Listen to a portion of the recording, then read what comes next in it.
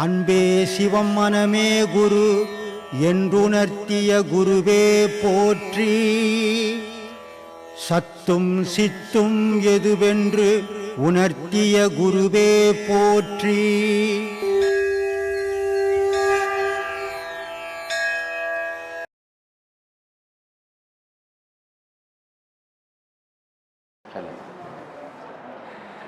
சுய விசாரணை இருந்தால் அதன் மூலமா கடவுளோட ஸ்வரூப தரிசனம் நமக்கு கிடைக்கும். ஆனால் சுய விசாரணை அவன் பண்ணுறதில்லை, உலக விசாரணை தான் பண்ணுறான். உலக விசாரணை பண்ணும்போது தன்னை பற்றி அவனுக்கு தெரியாமல் போயிடுது. இன்றைக்கி பெருவாரி ஜனங்கள் உலக விசாரணை பண்ணுறான். அங்கே என்ன நடந்தது, இங்கே என்ன நடந்தது, அது என்ன செய்யணும், இது என்ன செய்யறான்னு தவிர நான் யார், நான் எதுக்கு வந்தேன், என்ன பண்ணணுன்றதை இவன் யோசிக்கதே இல்லை. அப்போ சுய விசாரணை பண்ணால் தெய்வ விசாரணை தெரியும்.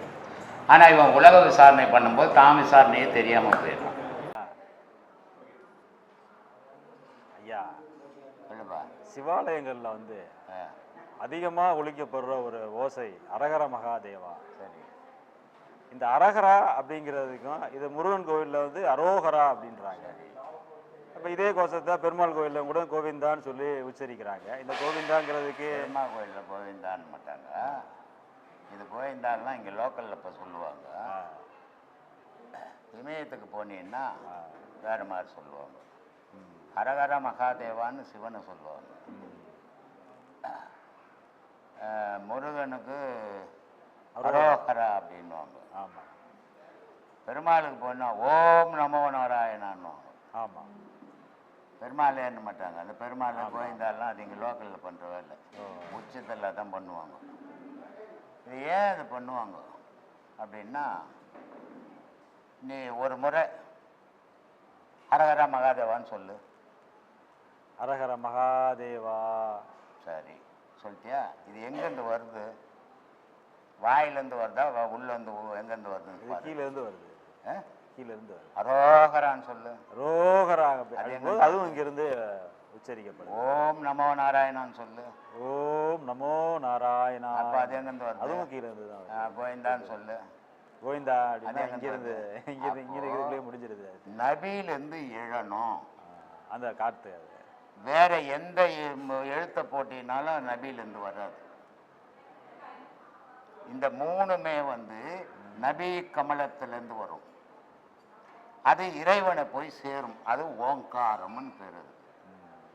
அந்த ஓங்காரம் இல்லாத தெய்வ வழிபாடே கிடையாது. அதுக்கு தான் மணி அடிக்கிறது, சங்கு ஊதுறது, இதெல்லாம் அந்த ஓங்காரத்தை சம்மந்தப்பட்டது.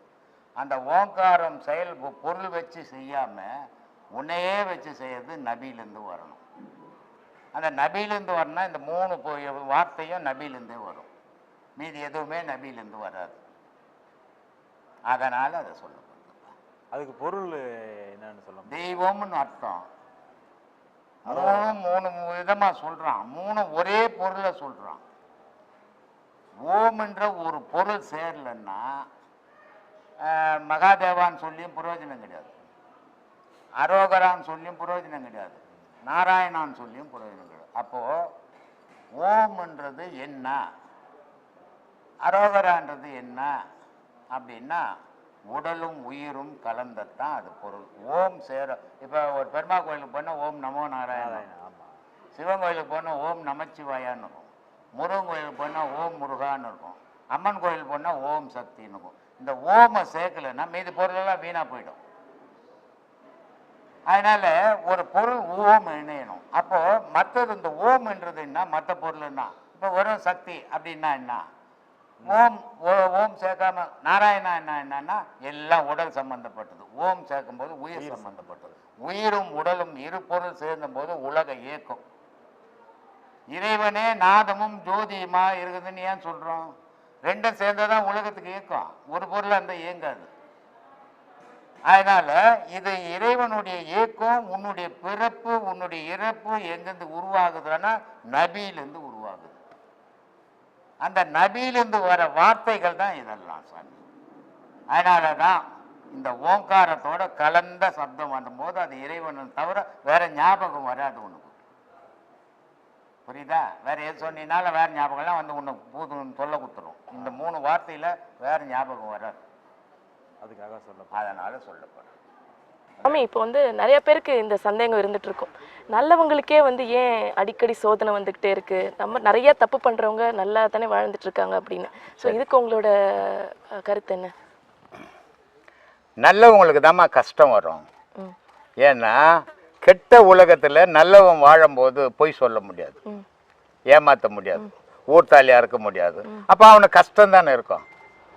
ஆனா பொய் சொல்லிக்கின்னு ஊர்த்தாலி அறுத்துக்கின்னு ஏமாத்திக்கின்னுக்கிறவன் சுபிட்சமா வாழ்வான் இல்லையா? இதைதான் சொன்னார் வள்ளுவர். வளர்த்தலும் அழித்தலும் வேண்டாம், உலகம் பழித்ததை அழித்து விடுனார். அடப்பாய், ஊரெல்லாம் மோசமான நகரத்துல போய் நான் நல்லவன் உட்காந்து அவனை கூப்பிட்டு கொட்டுன்னு கொட்டுவாங்கடா. அங்க இருக்கிறவங்க நல்லவங்களா இருந்தா நீ நல்லவனாரு, அங்க இருக்கிறவங்க கெட்டவனா இருந்தா நீயும் கெட்டவனா மாறிடுறான்னாரு. அப்பதான்டா நீ வாழ முடியும்னாரு. நான் நல்லவன் இந்த உலகத்துல வாழ முடியுமா? உலகமே தீமையில போய் நிற்குது. அப்புறம் நீ எப்படி நிம்மதியா வாழ முடியும்? தீமை தான் துன்பத்தை தான் அனுபவிப்பேன். ஆனா துன்பத்தை அனுபவிக்கிறேன், நீ தீமையில போயிட கூடாது. போயிட்டீங்கன்னா உனக்கு அவனுக்கு வித்தியாசம் இல்லாத போயிடுவேன். தீமையை பண்றவனையும் கடவுள் பார்க்கறான், துன்பப்படுறவனையும் கடவுள் பார்க்கறான், நன்மை செய்யறவனையும் கடவுள் பார்க்கறான் இல்ல? 3 விதமாவும் கடவுள் பார்க்கறான்ல. தீமை செய்யறவனை சொல்றான் நல்லா செய்யணும்னா, அடுத்த வாட்டி நீ கை கால் இல்லாத ரோட்ல வலிச்சுன்னு திரிய போற, உனக்கு கால் இல்லாத, நீ இப்ப பண்ண தீமையெல்லாம் நீ அனுபவிக்க வேண்டிய காலம் வரும்ன்றான் கடவுள் அவங்களுக்கு இல்ல? கஷ்டப்படுறவனுக்கு சொல்றான் கடவுள், இப்ப கஷ்டப்படுற, அதை நினைச்சு நீ கலங்காத, உனக்கு ஒரு நல்ல நாள் எதிர்பார்த்து நிறு அப்படின்னு சொல்றான் கடவுள். தர்மத்தை பண்ணவனுக்கு சொல்றான், நிறைய தர்மம் பண்ற, நீ ஒன்னும் பயப்படாத, அடுத்த பிரிவுல நீ சுபிட்சமா வாழ போறேன்றான். அப்போ நம்ம செயலுக்கு ஏத்த மாதிரி கடவுளுடைய யோசனையும் வருது இல்லையா? அதனால நான் கஷ்டப்படுறேன்னு கெட்ட மாதிரியே நானும் கெட்டவன் ஆயிட்டா எனக்கு அவனுக்கு வித்தியாசம் இல்லாத போயிடும். அதனால நம்ம கஷ்டப்பட்டாலும் நம்மளாவே இருக்கணும், அதாம்மா முக்கியம். ஓகே சுவாமி, இப்போ தனி மனித சுதந்திரம் அப்படின்னு சொல்றோம், அந்த தனி மனித சுதந்திரத்தோட வரையறை என்ன? யாருக்கும் தனி மனித சுதந்திரம்னு ஒண்ணு கிடையாதும்மா. உலகம் முழுக்க கவர்மெண்ட் என்ன சொல்லுதா, தனி மணி சுதந்திரம் இது போட்டாங்க, ஷட்டவுன் போட்டாங்க. இல்லைங்க நான் தனி மணி சுதந்திரங்கன்னு கார் எடுத்துன்னு போவிய பிடிச்சி உள்ள போட்டுருவோம். அதனால தனி மனித சுதந்திரம்லாம் ஒன்றும் கிடையாது. தனி மனித சுதந்திரம் எங்க? உன் வீட்டுக்குள்ள தான் வச்சுக்கணும், ஊருக்குள்ள வச்சுக்க முடியாது. ஊருக்குள்ள வச்சுக்கினா உனக்கு விபரீதம் தான் வரும். அதனால தனி மணி சுதந்திரத்தை நீ பார்க்கக்கூடாது, உன்னுடைய பாதுகாப்பை நீ முக்கியமா பார்க்கணும், அதான் முக்கியம் உனக்கு. நீ சுதந்திரத்தை பார்த்தேன்னு வச்சுக்கோ, உன் பாதுகாப்பை இழந்துடுவேன். அதனால உனக்கு சுதந்திரத்தை விட உன் பாதுகாப்பு ரொம்ப முக்கியம். நீ உன் பாதுகாப்பை நிர்ணயம் பண்ணிக்கும், அதான் வாழ்க்கைக்கு நல்லது. சொல்லு, பட்டு சொல்லு. இப்போ ஒருத்தனோட வெற்றி தோல்வி, ஒரு மனிதனுடைய வெற்றி தோல்வி அப்படிங்கிறது வந்து வாழ்க்கையில எப்படி இருக்கணுங்கிறது பிறவிலேயே நிர்ணயிக்கப்படுகிறதா இல்ல அவனோட சந்தர்ப்ப சூழ்நிலையில் நிர்ணயிக்கப்படுகிறது? சந்தர்ப்ப சூழ்நிலையில நிர்ணயிக்கப்படாது, அவனுடைய பிறவியில நிர்ணயிக்கப்படுது. இப்போ நான் ஒரு பொடி சாப்பாடு கிடையாது, மாடு மேய்ச்சின்னு இருந்தேன். இப்போ மாடு மேய்க்கிறவன் என்ன பண்ணுவான், அப்படியே அவன் சொந்தமாக 4 மாடு வாங்கிப்பான். அங்கே எவ்வளோனா கட்சியாலனா அவளை கல்யாணம் பண்ணிப்பான். அங்கே போய் ஒரு கல்யாணங்க அப்படியே குடும்பம் போயிடும் இல்லை? இதானே அப்படிதான் நடந்துக்கின்னு இருக்குது உலகத்தில். ஆனால் நானும் மாடு மேய்ச்சிருந்தேன், நானும் ஒரு படி சாப்பாட்டு கஷ்டப்பட்டேன். ஆனால் என்னுடைய வாழ்க்கை என்னாச்சு, அப்படியே டெய்லர் வேலைக்கு போனேன், அப்படியே ரயில்வே வேலைக்கு போனேன், அப்படியே சாமியார் ஆனேன். இன்னைக்கு உலகமே புகழ்ந்துன்னு இருக்குது. ஒரு படி சாப்பாட்டுக்கு நீ கஷ்டப்பட்டு இன்னைக்கு 1000 பேருக்கு சாப்பாடு போட முடியும் இல்லை? இதான் வாழ்க்கை. அப்போ இதை ஒன்றும் நான் தயார் பண்ணல, நிர்ணயிக்கப்பட்டது நடக்குது, என்னுடைய விதிவசப்படி வாழ்க்கையில் நடக்குது. இதான் உண்மை. இது வந்து அவரா உருவாக்கினார். எல்லாருக்கும் தானே ஆசை வரும் உருவாக்கணும்னு, எல்லாராலையும் முடியுதா? எவனுக்கு எது கிடைக்குமோ அதான் அவனுக்கு கிடைக்கும். சுவாமி, இன்னைய காலகட்டத்தில் வந்து நீங்கள் இதுக்கு முன்னாடியே வந்து திருமணம் அதை பற்றிலாம் பேசுனீங்க, ஒரு கணவனும் மனைவியும் எவ்வளோ புரிதலோடு இருக்கணும்னு. ஆனால் இந்த காலத்தில் பார்த்தீங்கன்னா நீங்கள் சொன்ன மாதிரி தான் எக்கச்சக்க கேசஸ் வந்து கோர்ட்டில் இருந்துகிட்ருக்கு. ஸோ இந்த மாதிரி விவாகரத்துக்கும் என்ன காரணம்னு நினைக்கிறீங்க? ஆசை. ஆசைமா, இவன் என்ன பண்ணுறான், அடுத்த வீட்டு பொண்டாட்டி மேலே ஆசைப்படுறான்.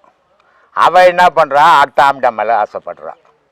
இதனால என்ன வந்து 2 பேருக்கும் குழப்பம் வருது குடும்பத்துக்குள்ள. குழப்பம் வரும்போது பிரியும் போது கோர்ட்டுக்கு போயிடுறாங்க. இதுக்கு அடிப்படை எண்ணங்களை சீர்திருத்தணும். அந்த எண்ணங்கள் தான் நன்மைக்கும் தீமைக்கும் வழிவகுத்து கொடுக்கும். ஏன்னா எண்ணம் தானே செயலை மாறும். அப்போ உன்னுடைய எண்ணங்களை சீராக அமைக்கணும். நான் இப்படி வாழ்வேன், என்னுடைய வாழ்க்கை இதுதான், என்னுடைய கலாச்சாரம் இதுதான், எனக்கு முன்னோருங்க இப்படி தான் வாழ்ந்தாங்க, நான் அப்படி தான் வாழ்வேன் அப்படின்னு வாழ்ந்தால் நல்லா இருக்கும். ஆனால் முன்னோருங்க அவங்க புத்தி இல்லாத வாழ்ந்தாங்க, நான் இப்படியெல்லாம் போவேங்கன்னா சீரழிஞ்சு போயிடுவேன். இதான் வாழ்க்கை. இப்போ சுவாமி நீங்க அழகா ஒன்று சொன்னீங்க, எண்ணங்களை வந்து சீர் செய்யணும் அப்படின்னு. எண்ணங்களை சீர் செய்யணும்னா ஏன்னா மனசுங்கிறது வந்து அலைப்பாய விடக்கூடாது. அதுக்கு காரணம் நீ உன்னையே யோசித்தீங்கன்னா அது அலைப்பாயாது, நீ ஊரை யோசித்தீங்கன்னா அலைப்பாயும். கண்ணு இருக்குத மூணுனா என்ன தெரியுதா? ஒன்றும் தெரியாது. தெரியுதா? தெரியாது. திறந்தா எல்லாம் தெரியும், எல்லாம் தெரியுது. அது மாதிரி மனசை மூடி வச்சுக்கணும், அப்போ அது தனக்குள்ளவே இருக்கும். மனசை திறந்து விட்டா உலகத்தையே பார்க்கும், அப்போ எல்லாம் எனக்கு வேணும்னு ஆசைப்படும். அப்போ ஆசை வளரும். ஆசை வளரும் போது ஆபத்துகளும் நம்ம கூடவே வரும். அதனால நம்மளுடைய வாழ்க்கையினுடைய பயணங்கள் தன்னை பார்த்து வாழணும், பிறரை பார்த்து வாழக்கூடாது. ஒருத்தர் நம்ம ஏழ்மையாக இருக்கிறோம், நம்ம ஒரு சாதாரண ஓட்டு வீட்டில் இருக்கிறோம், பக்கத்து வீட்டுக்காரன் ஒரு 4 பில்டிங் கட்டி வச்சுக்கிறோம், ஆனால் அவனுக்கு வேலை வெட்டியே இல்லை. நீ வேலை சம்பாரிச்சு ஒரு சாதாரண ஓடு வீடு தான் கட்ட முடியுது, அவன் வேலை வெட்டியில் 4 பில்டிங் கட்டி வச்சுக்கிறான். என்னடா இது, நம்ம ஓலை வீட்டில் இருக்கிறோம், ஓடு வீட்டில் இருக்கிறோம், அவனை மாதிரி நம்மளும் 4 பில்டிங் கட்டணும் அப்படின்னு நினச்சிட்டின்னா நீ நல்ல வழியில் போக மாட்டேன். அவன் போன வழியை விட அதிகமான கெட்ட வழியில் போயிடுவேன். போகும்போது பில்டிங் கட்டலாம், ஆனால் உன் வாழ்க்கை உன் ஊரில் உன்னை நயா பைசா கூட மதிக்க மாட்டாங்க. அதனால நீ எப்படி வாழறன்றதுல இலக்காரமாக வாழக்கூடாது, ஏழையாக வாழலாம். எப்பவுமே மனிதன் இலக்காரமாக வாழக்கூடாது. அந்த இலக்காரமாக வாழக்கூடாதுன்னா இவன் ஒழுக்கமாக வாழ்ந்தான்னா இலக்காரமாக வராது.